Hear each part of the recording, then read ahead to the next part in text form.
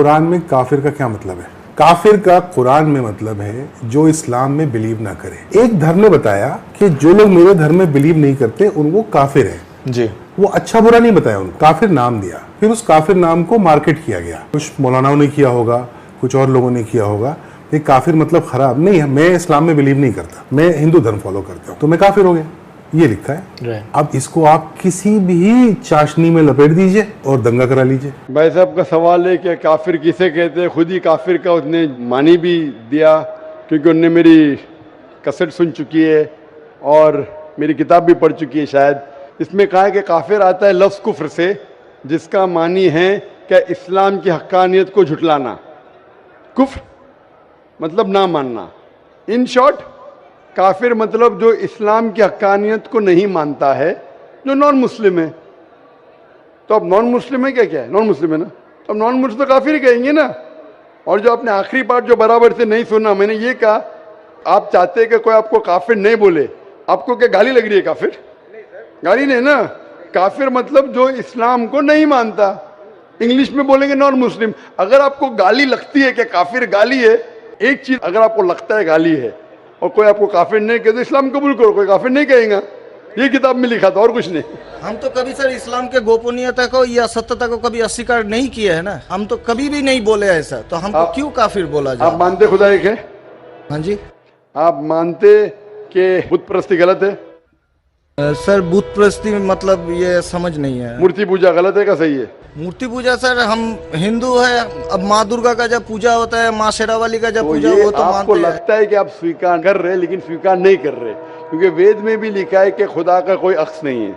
मूर्ति पूजा भी गलत है हिंदू मजहबी किताब में। तो आप अगर मूर्ति पूजा करते हैं तो इस्लाम की हकीकत को झुठला रहे। आपको लग रहा है कि मैं इस्लाम के खिलाफ नहीं हूँ, लेकिन अगर आप मूर्ति पूजा कर रहे, कुरान में लिखा है मूर्ति पूजा गलत, वेद में लिखा है गलत, तो आप अगर करते हैं तो जो भी आपको काफिर बोलता है सही बोल रहा, मतलब आप गैर मुस्लिम है। उसमें बुरा लगने की बात क्या है? आप समझ रहे हैं ना? नहीं सर, आप बोल रहे कि मैं इस्लाम की हक्कानियत को नहीं झुटला रहा हूं। झुटला रहे तो है। आपने बोले मूर्ति पूजा करते मतलब झुटला दिए। अगर सर मैं इस जगह में कहता हूँ कि मैं मूर्ति पूजा को नहीं मानता, तब मैं काफिर नहीं हूँ। अगर आप बोलेंगे मैं एक खुदा में मानता हूँ, नहीं सर, मूर्ति पूजा में नहीं मानता हूँ। एकेश्वरवाद में हम मानते हैं एकेश्वरवाद को, लेकिन सर मूर्ति पूजा का जो बात है, अब शेरावाली की पूजा हो रही है, माता दुर्गा की पूजा हो रही है, वो तो सर झुटला नहीं सकते ना। हाँ, तो ये झुटलाएंगे तो ही आप वेद के करीब जाएंगे, फिर ही आप कुरान के करीब आएंगे। अगर नहीं झुटलाएंगे मतलब आप करीब नहीं है। उसका मतलब अरबी में कहेंगे काफिर, इंग्लिश में कहेंगे नॉन मुस्लिम, हिंदी में कहेंगे गैर मुस्लिम। अरबी, हिंदी, इंग्लिश में नॉन मुस्लिम। अच्छा sir, one more question for me sir, मैं एक नॉन मुस्लिम होकर क्या सर मक्का हज करने जा सकता हूँ? भाई साहब का सवाल है कि वो नॉन मुस्लिम होके मक्का हज करने जा सकते। मेरा पहला क्वेश्चन, आप क्यों हज करना चाहते जब मानते ही नहीं मूर्ति पूजा गलत? अभी सर मान लिए आपके पास, आप जब बोल रहे हैं तो सही होगा, मान लिए हम। मान लिया, अच्छा। तो मैं पहला जवाब देता हूँ फिर आपके पास आता हूँ। मान लिए तो अच्छी बात है। क्यों गैर मुसलमानों को मक्का मदीना जाने की इजाजत नहीं है? क्योंकि हर शहर के कुछ शराइत होते हैं। जैसा कल मैंने कहा था, हिंदुस्तान में कुछ एरिया है जिसे कहते हैं कैंटोनमेंट एरिया। कैंटोनमेंट एरिया मतलब सिर्फ मिलिट्री के लोग जा सकते हैं, civilians not allowed. Civilian not allowed. आप सुन चुके मेरा जवाब, सिविलियन नॉट अलाउड। मैं कहूँगा मैं हिंदुस्तानी नागरिक हूँ, हिंदुस्तानी नागरिक है सही है, कैंटोनमेंट एरिया में अलाउड नहीं है। वो लोग जो अपनी जिंदगी देश को बचाने के लिए लगाए हैं उनको अलाउड है। उसी तरीके से मक्का मदीना हमारा इस्लाम का कैंटोनमेंट एरिया है। वो लोग जो अपनी जिंदगी देने को तैयार है इस्लाम के लिए, वो लोग को अलाउड है, बाकी लोग को अलाउड नहीं। पहला जवाब। दूसरा जवाब, हर मुल्क में जाने के लिए वीजा की जरूरत है। वीजा। मिसाल सिंगापुर में गया था पहली बार 1986 में, इमिग्रेशन फॉर्म में लिखा था डेथ टू ड्रग ट्रैफिकर। अगर ड्रग आपके पास मिला, कत्ल। मैं नहीं बोल सकता अरे डेथ पेनल्टी खराब है। सिंगापुर में आने का रूल को फॉलो करो, वरना सिंगापुर में मत आओ। आप समझे ना? इसी तरीके से हर कंट्री में जाने की शराइत है। अमेरिका जाने के लिए सबसे ज्यादा शराइत है। तुम ये करते, are you a terrorist? Sir जहाँ पर आपको भी रोका, are you a terrorist? Question है। किसने हाँ लिखा मैं अभी तक जानता नहीं हूँ। किसने हाँ लिखा अभी तक मैं जानता नहीं हूँ। Do you belong to terrorist organization? अभी तक के मैं नहीं जानता हूँ किसने हाँ लिखा। ये क्यों लिखते पता नहीं मुझे।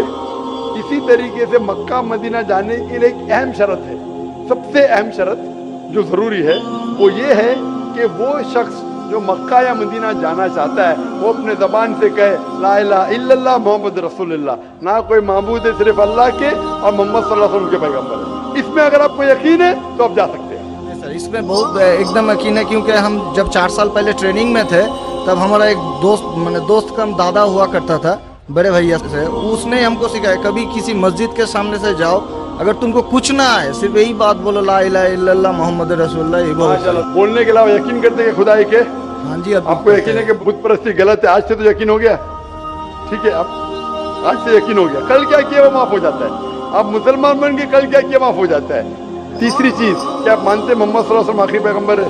हाँ जी, तो आप मुस्लिम बनना चाहते हैं? अभी ये तो पिताजी और माताजी के ऊपर डिपेंड करेगा। नहीं, आप बनना चाहते, पिताजी माताजी ने, आप बनना चाहते हम हैं? अकेले बन के सर, वो लोग भी तो हमारा लाइफ इंशाल्लाह आएंगे, वो आएंगे क्या नहीं अल्लाह ताला उनको पूछेगा, पहले आप कबूल करेंगे फिर उनको लेके आएंगे ना। हम तो तहे दिल से आपका बोल रहे हैं कि हम ठीक है, कबूल तो आप करना मानते चाहते हैं। खुदाई के? हाँ, आप मानते मानते हैं। बुत परस्ती गलत है? गलत है? आप मानते मोहम्मद सल्लल्लाहु अलैहि वसल्लम पैगंबर है? हाँ। आपको कोई भी जबरदस्ती करा ये कहने के लिए? नहीं कोई दबाव? नहीं कोई भी आपको रिश्वत दे रहा है? नहीं, आप अपने दिल से करना चाहते हैं? हाँ, तहे दिल से। उसके बाद जिसको भी आप कहने के आप कह सकते हैं। मैं अरबी में कहूँगा, आप दोहराएंगे? Why not?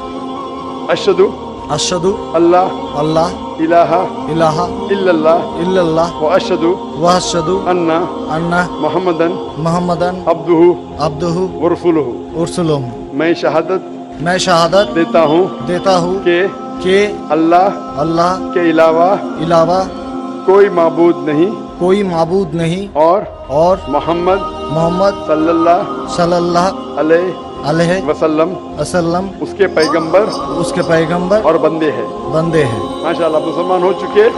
अभी मैं दुआ किया इंशाल्लाह अल्लाह ताला को और हिदायत दे, आपको सबसे बेहतरीन जिंदगी दे इस दुनिया में और आखिरत में भी। और मेरी आपसे इल्तिजा है कि ये पैगाम आप अपने वालिदैन के पास भी लेके जाइए, क्योंकि आपका फर्ज है कि आप उनको हक्कानियत बताएं। भाई का बहुत अच्छा सवाल है। सवाल तो हमेशा पूछते हैं काफिर क्या, इसका सवाल जरा और अच्छा है माशाल्लाह भाई साहब का, कि काफिर का मतलब वो जो ईश्वर को नहीं मानता है, कि काफिर का वो मतलब है जो इस्लाम को नहीं मानता है। काफिर का सही मतलब है जो सही ईश्वर को नहीं मानता है। अगर आप गलत ईश्वर को मानते तो भी काफिर है। और सही ईश्वर का मतलब आपको इस्लाम में ही मिलेगा। इस्लाम के मानी है अपनी ख्वाहिशें ईश्वर के हवाले करना। तो वो आदमी जो अपनी ख्वाहिशें ईश्वर के हवाले नहीं करता है उसे कहते काफिर। अगर एक शख्स कहता है मैं ईश्वर में मानता हूं लेकिन ईश्वर की बात को नहीं मानता है तो भी काफिर होता है। आप समझे ना? तो मुस्लिम का मतलब ये नहीं कि जिसका नाम सुल्तान है, जाकिर है, मोहम्मद है। मुस्लिम का मतलब वो शख्स जो अपने सारे ख्वाहिशें ईश्वर के हवाले करता है, उसको कहते मुस्लिम। और जो अपनी ख्वाहिशें ईश्वर के हवाले नहीं करता है और कहता है कि जरूरत नहीं है, उसे कहते काफिर। तो अगर आप कहेंगे क्या मैं ईश्वर को मानता हूं, बुत परस्ती नहीं करता हूं, लेकिन फिर जो ईश्वर का कहना नहीं मानते और बोलते जरूरी नहीं है, तो उसे कहते कुफ। कुफ अरबी लफ्ज है जिसे कहते छुपाना, टू कंसील या रिजेक्ट करना, नहीं मानना। तो अगर आप ईश्वर की बात को भी नहीं मानते तो भी आप काफिर हो जाते। आप मतलब कोई भी शख्स ना, नाम चाहे अब्दुल्ला हो, सुल्तान हो, राजेश हो या रामू हो, कुछ भी हो, अगर वो ईश्वर की बात को झुटलाता है, रिजेक्ट करता है, उसे अरबी में कहते हैं काफिर। बेशक। और मैं ये भी जानना चाहूँगा, जब मैंने इस्लाम के बारे में जानना चाहा तो मैंने इस्लाम के बारे में कुछ जो भी जाना तो उसमें मुझे कहीं ऐसा लगा कि ये सच नहीं हो सकता।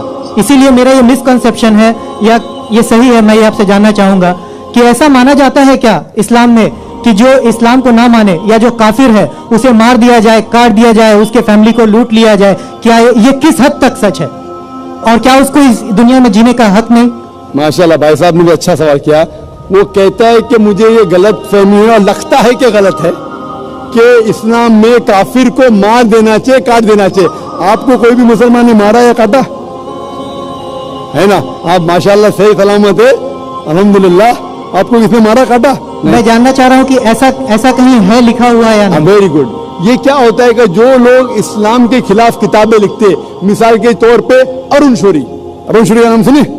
अरुण शूरी जो मिनिस्टर था चंद साल पहले, बहुत किताब लिखता है इस्लाम के खिलाफ, बहुत मशहूर है इस्लाम के खिलाफ। लोग क्या करते, कुरान मजीद की आयत उठाते, आउट ऑफ कॉन्टेक्स्ट, पस मंजर के खिलाफ लिखते और एक आयत जो बहुत इस्लाम के क्रिटिक उछालते, वो सूरह तौबा की आयत, सूरा नंबर 9 आयत नंबर 5, और लिखते हैं कि कुरान में लिखा है जहां भी आप काफिर को पाएंगे, इनटू ब्रैकेट्स हिंदू, आप उनका कत्ल करो। आप अगर कुरान मजीद खोलेंगे, तर्जुमा पढ़ेंगे, तो उसमें लिखा है जहां भी आप काफिर को पाएंगे कत्ल करो, लिखा है। लेकिन ये आउट ऑफ कॉन्टेक्स्ट है, पस मंजर के खिलाफ है।